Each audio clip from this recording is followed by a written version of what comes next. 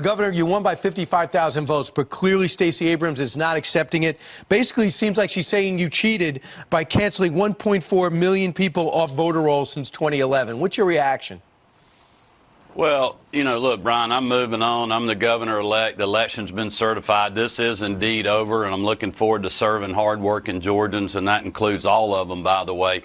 But look, it's unfair for her to blame, especially local elections officials that are following the law when it comes to these things for registration, how things are conducted on Election Day. In Georgia, we have secure, accessible, fair elections. We make it easy to vote and hard to cheat.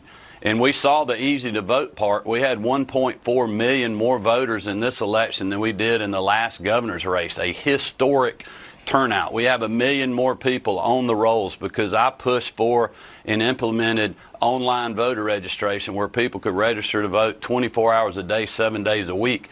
If my opponent and her activist groups had used the online system, they wouldn't have had as many problems as they did with folks that they were registering.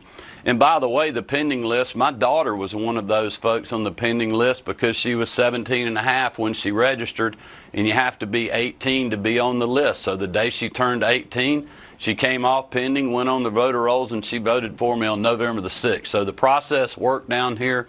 We're proud of that. You know, nobody's questioning the Democrats' wins, knocking off one of our congresswomen in the state of Georgia. They're not questioning the local races that they won. So this is really just political rhetoric, but that's in the past. I'm moving forward and looking forward to governing our great state. She says that you set up less polling locations, especially in urban areas.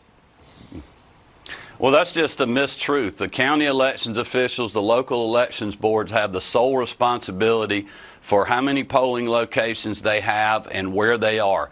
That has been the rule of law and the way it works in Georgia under Republican and Democrat secretaries of state. So that's just not true. And by the way, the one county that this was an issue with before the election, they are controlled by Democrats. You know, so she's blaming me for a problem that they created. It's just ridiculous. And people didn't buy it in this election, which is why I got the most votes ever in a Georgia governor's race. She also says this exact match law didn't work on to her behalf. What is the exact match law? Well, look, we have laws on the books in Georgia, and I know she may not like some of the laws, but we take an oath of office, and the county elections officials have a duty to follow the law and the elections rules that we have in our state, and we check citizenship. We require people to show a photo ID when they go vote, and we verify this information before people go on the voter rolls. But you know, if people had simply used the online system where you just put your driver's license information in, they could get registered to vote. But 75% of the people on this list, Brian, could not fill out the last four of their social. Governor, she's blaming me and local elections officials for that. It's ridiculous. Right, and she is, to her credit, pushing back on Hollywood, who wants to boycott your state because they think this whole election was on the up and up. So give Stacey Abrams credit for that. Congratulations to you, Governor.